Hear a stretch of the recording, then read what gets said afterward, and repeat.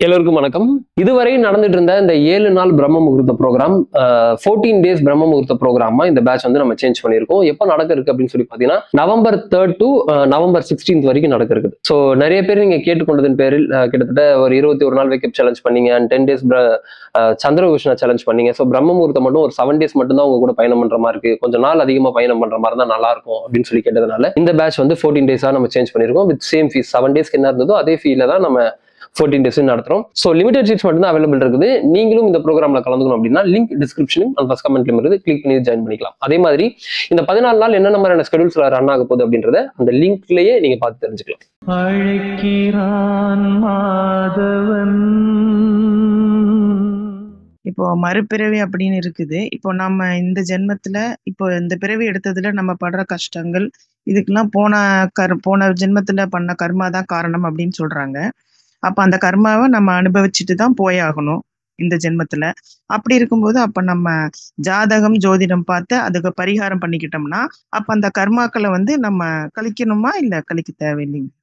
அதாவது கழிக்கணுமா கழிக்க தேவையில்லையான்றது உங்களோட கேள்வி என்னன்னா, அது எப்படி கழியும்? அதுபடி ஆல்ரெடி விதிப்படி தானே நடக்குது அப்படின்றதான் உங்களோட கேள்வி.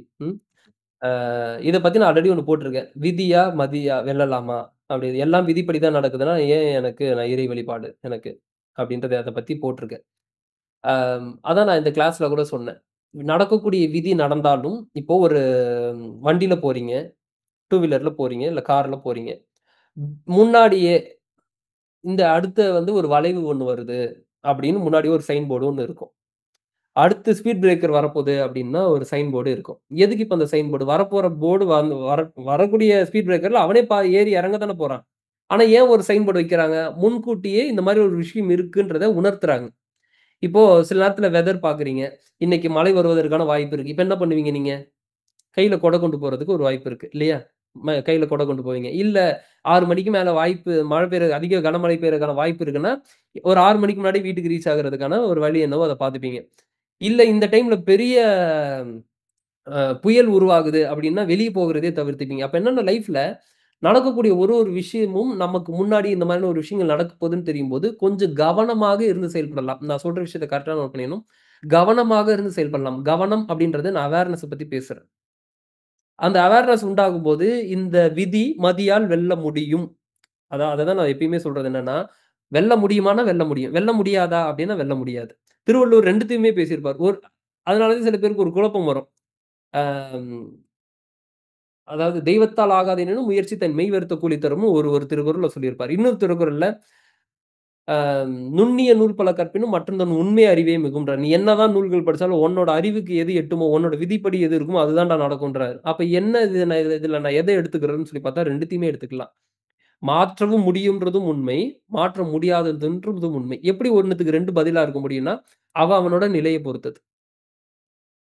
அப்போ இந்த பரிகாரம் பண்றது மூலமா என்ன நடக்கும் அப்படின்னு சொல்லி பார்த்தீங்கன்னா, ஒரே விஷயம் தான். இருக்கறதிலேயே மிகப்பெரிய ஒரு பரிகாரம் என்னன்னா, மன்னிப்பு கேட்டலும், நன்றி சொல்லுதலும். அவ்வளதான். இதுவரைக்கும் எனக்கு நடந்த ஒரு விஷயத்துக்கு நான் மன்னிப்பு கேட்கிறதும், இதுவரைக்கும் கிடைச்ச விஷயத்துக்கு நான் நன்றி சொல்றதும் மிகப்பெரிய ஒரு வழிபாடு. அத தாண்டி வேற எதுவும் இல்ல. அப்போ இத நான் சமநிலைப்படுத்துறதுக்காக தான் இப்போ ஒரு ஒரு இடத்துல தீங்கு பண்ணியிருக்கீங்க. இப்போ ஒரு எக்ஸாம்பிள்க்கு அ ஏதோ ஒண்ணு தேவையில்லாம ஒண்ணு சாப்ட்டுருப்போம். அப்ப அதனால உடல்ல ஏதோ ஒரு வாமிட்டிங் சென்சேஷன் இருக்கும். ஒரு மாரி அனீசியா ஃபீல் இருக்கும். இப்ப நான் அந்த டைம்ல என்ன பண்ணுவோம்? ஒண்ணு வாமிட் வர்ற மாரி இருந்தா வாமிட் எடுத்துருவோம். அப்படி இல்ல அப்படின்னா, சுடு தண்ணி ஏதாவது குடிச்சு கொஞ்சம் அது மாரி செட்டில் பண்ணுவோம் இல்லையா? இப்ப என்ன நடக்குதுன்னா, ஒரு தீங்கு ஒரு இடத்துல நடந்திருக்கு. அத சமநிலைப்படுத்துறதுக்கு மீண்டும் ஏதோ ஒரு செயல பண்றோம். புரிஞ்சுக்க முடியுதா? ஒரு தீங்கு ஒண்ணு பண்ணியிருக்கோம். அத சமநிலைப்படுத்துறதுக்கு ஒரு செயல் ஒண்ணு பண்றோம். என்ன பண்றோம்? இப்ப காலங்காத்தால நீங்க இனிப்பு சாப்பிட்டீங்கன்னு வைங்களேன், தல ஒரு மாரி கேரா சுத்துற மாரி இருக்கும். பார்த்துருக்கீங்களா? காலங்காத்தால இனிப்பு சாப்பிடாத, ஒரு மாரி அ அ ஒரு டிசீனஸ் வரும். அப்போ அந்த டைம்ல நீங்க சுடு தண்ணி குடிச்சு பாருங்க. அது அது வந்து சமநிலைப்படுத்தும். அப்ப இந்த மாரி ஏதோ ஒரு இடத்துல இதுக்கு முன்னாடி இருந்த ஜென்மங்கள்ல, இதுக்கு முன்னாடி நம்ம பிறந்து வந்ததுல சில சில கர்ம வினைகள் செஞ்சிருப்போம். வினை செஞ்சிருப்போம். செயல் செஞ்சிருப்போம். அதனால் வினை உண்டாச்சு. அந்த வினைய இப்ப நம்ம அனுபவிக்கிறோன்னும் போது, தெரியாம பண்ணிட்டேன் அப்படின்னு சொல்லி ஒருத்தன் கைய எடுத்து கும்பிட்டான்னா, சரி போ அப்படின்னு மன்னிச்சு விடுற மாரி, இந்த இயற்கை ஆட்டோமேட்டிக்கா அத ஒரு விஷயத்த பார்த்துக்கும். அதாவது ஆத்மார்த்தமா இருக்கணும் அந்த மன்னிப்பு. மன்னிச்சிருங்க அப்படின்றது கிடையாது. இப்போ ஒரு ஒரு தப்பு ஒருத்தர் பண்ணிட்டு உங்க குழந்தையோ, இல்ல யாரோ உங்ககிட்ட தப்பு பண்ணிட்டு, மன்னிச்சிருங்க அப்படின்னு சொல்லி போனா விட்டுருவீங்களா? ஆத்மார்த்தமா உண்மையா அவன் உணர்ந்துட்டான்னு தெரிஞ்சா விட்டுருவோம்.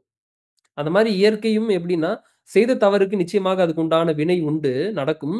ஆனா, அவனோட நிலைய மாற்றிக்கும்போது, இந்த இயற்கை அவனுக்கு அத சப்போர்ட் பண்ணுது.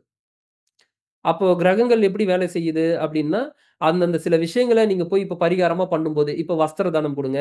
ஆ மாட்டுக்கு வந்து இந்த மாரி ஒரு அ அது என்ன அகத்திக்கீரை குடுங்க, அன்னதானம் குடுங்க. இந்த மாதிரியான சில விஷயங்கள வந்து மத்தவங்களுக்கு ஹெல்ப் பண்ணுங்க. இப்படின்னு சொல்லி பண்ணும்போது, இதுக்கு முன்னாடி செய்ததனால் ஏற்பட்ட வினை இந்த இடத்துல சமநிலைப்படுத்தப்படும். அப்போ இதுக்கும் அதுக்கும் மேட்ச் ஆச்சுன்னா, அந்த இடத்துல கொஞ்சம் வினை கழிஞ்சிரும்.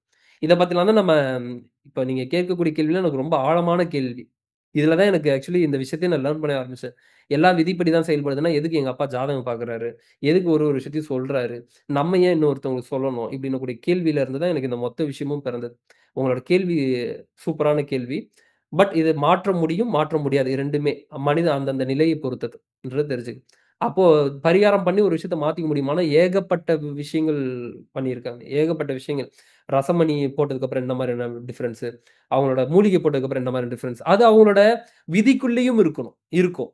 இப்ப அந்த டைம்ல என்ன பார்க்கணும், இத வாங்கணும். அதுக்கப்புறம் அவங்களோட விஷயம் மாறும்ன்றதும் அவங்களோட விதி. ர அ அந்த விதிய பத்தி கால்குலேட் பண்றத நம்ம அறிவ கொண்டு கால்குலேட் பண்ண முடியாது. அதனால அப்படியே போற போக்குல என்னனாலும் நம்மனால பண்ண முடியுமோ, அத நம்ம பண்ணிப்போம். கர்ம வினைகள பத்தியே நம்ம வந்து ஒரு கிளாஸ் பண்ணுவோம். பண்ணுவேன். அதுல கலந்துக்குங்க. அதுல இன்னும் நல்ல டீட்டெயிலா எப்படி இந்த உயிர் உருவானது? உயிருக்கு அதுக்கான என்ன பெயரு? அதுக்கப்புறம் இது எதுக்காக வந்ததுன்ற கூடிய எல்லா விஷயத்த பத்தியும் நம்ம டிஸ்கஸ் பண்ணுவோம். இதெல்லாம் கிளாஸ்ல நான் பேசுவேன்.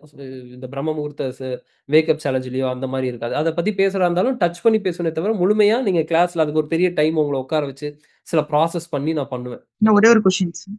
கொஞ்சம் குயிக்கா முடிச்சிடுங்க. வாசி தீட்சைன்னு சொல்றாங்கல்ல சார். வாசி யோக தீட்சை. ம். வாசி யோக தீட்சை வாங்குபவர்களுக்கு ஜாதகம், ஜோதிடம் பலிக்காதுன்னு சொல்றாங்க. அது உண்மையா சார்? அந்த யோகமும் கிடையாது. வாசி யோகம்ன்றது ஒரு வகையான யோகம். அந்த மாரி யோகங்கள் பல. வாசி யோகம் வாங்குறவங்களுக்கு என்னன்னா, மூச்சு தான் அந்த வாசி. சரிங்களா? அப்ப மூச்சை கட்டுப்படுத்தக்கூடியவன், அவன் கிரகங்களே கட்டுப்படுத்த முடியும்ன்றது உண்மை. ஆனா, இன்னைக்கு நம்ம மூச்ச ஏத்தி இப்படி பண்றதுனாலலாம் கிரகங்கள் வேலை செய்யாமலாம் போகாது. அதோட தன்மை வேறு. மூச்ச ஏத்தி இறக்கும்போது உள்நிலை மாறணும். உள்நிலை மாறாம கிரகங்கள் வெளிய வேலை செஞ்சுட்டு தான் இருக்கும். நான் இன்னைக்கு உட்கார்ந்து ஒரு 5 நிமிஷம் இப்படி லெஃப்ட்ல ஏத்தி, திரும்ப ரைட்ல இறக்கி, திரும்ப உள்ள கும்பகம் பண்ணி, கேவல கும்பகம் பண்ணி, இப்படி நான் ஹோல்ட் பண்ணி நான் பண்றேன்னா, அதனால ஒரு விஷயமும் நடக்காது. சும்மா ஒரு 5 நிமிஷம் பண்ணிட்டு போறது. அது முழுமை பெறணும். முழுமை பெற்றால் அது நடக்கும். அவங்களுக்கு வேலை செய்யாது தான். ஏன்னா, அப்படி போகக்கூடியவன் எண்ணங்கள் அற்ற நிலைக்கு போவான். எதன் மீதும் அவனுக்கு ஒரு பிடிப்பு இருக்காது. எல்லாத்துலயும் ஒரு துறவு நிலை வரும். விடக்கூடிய தன்மையில இருப்பான். இந்த நிலைலாம் இருந்தால் அவனுக்கு அந்த நிலை நீங்க சொல்லக்கூடிய நிலை வாய்க்கும். 5 நிமிஷம் மூச்சு ஏத்தி இறக்குறதுனால கிரகங்கள் வேலை செய்யாது. நான் நான் வந்து 5 நிமிஷம் ஏத்தி இறக்குறவனுக்காவது கொஞ்சம் சில பலன்கள் உண்டு. நான் தீட்சை வாங்கிட்டேன். அதனால எனக்கு கிரகங்களே வேலை செய்யாதுன்னு சொல்லிட்டு சுத்துறவங்களும் பல. நான் அத பார்த்துட்டேன்னா, எனக்கு அத நான் பார்த்து அவங்க சொல்லும்போது, "சார் நான் இந்த மாரி வாங்கியிருக்கேன் சார். எனக்கெல்லாம் கிரகங்கள் வேலை செய்யாது சார்ன்னா" அவங்களுக்கு நான் எதுவுமே சொல்ல மாட்டேன். "சந்தோஷம் சார் இருங்க" அப்படின்ருவேன். என்னைக்காவது அதுக்கான அடிபடும்போது, "சார் இல்ல சார். இவ்வளோ நாளா நான் நம்பல. இப்ப தான் நான் நம்புறேன்" அப்படின்னு சொல்லி வரும்போது தான் சில விஷயங்கள நான் டீச்சே பண்ணுவேன். அதுவரைக்கும் நான் இது பண்ண மாட்டேன். குருவே சரணம் பிரதர். நான் வந்து ஃபர்ஸ்ட் பிரம்ம முகூர்த்த கிளாஸும் அட்டெண்ட் பண்ணியிருக்கேன். இது வந்து 3வது நம்மளோட பிரம்ம முகூர்த்த கிளாஸ். ஃபர்ஸ்ட் பிரம்ம முகூர்த்த கிளாஸ் அட்டெண்ட் பண்ணும்போது ஒரு தேடுதலோட உள்ள வந்தோம். அது ரொம்ப நிறைவா நடந்த மாரி இருந்துச்சு. அது இல்லாம ஃபர்ஸ்ட் பிரம்ம முகூர்த்தம் அட்டெண்ட் பண்ண உடனே வந்து ஒரு 5 வருஷம், 10 வருஷம் பெண்டிங்ல இருந்த கவர்மெண்ட் சைடுல இருந்த கேஸ்லாம் தானா வாபஸ் வாங்கிட்டு போயிட்டாங்க. தானாவே முடிஞ்சு போச்சு. யார் யாரெல்லாம் போட்டாங்களோ அவங்கவங்களே வந்து வாபஸ் வாங்கிட்டு போயிட்டாங்க. அது ஒரு பெரிய மிராக்கிள் என் லைஃப்ல. அதுக்கப்புறம் அடுத்த பிரம்ம முகூர்த்தம் அட்டெண்ட் பண்ணும்போது ரொம்ப ரொம்ப நல்லா இருந்துச்சு. இந்த பிரம்ம முகூர்த்தம் வேற லெவலு. எல்லாரோட அன்பையும் பார்க்கும்போது உண்மையிலேயே ரொம்ப ரொம்ப ஆனந்தமா இருக்கு. நம்ம உள்தன்மை மாறும்போது ஆட்டோமேட்டிக்கா வெளித்தன்மையும் சேர்த்து மாறுற விஷயத்த ரொம்ப சிறப்பா புரிய வச்சிருக்கீங்க. இது மட்டும் இல்லாம நல்ல குரு அமையறது வந்து புண்ணியம். யாருக்கும் கிடைக்க மாட்டாங்க. நீங்க அமைஞ்சிருக்கீங்க. நம்ம எல்லாத்தையும் ஒருங்கிணைச்சு அவங்க உள்தன்மையிலேயே போயிட்டு அதை சரி பண்றது வந்து உங்களால அடிச்சுக்கவே முடியாது.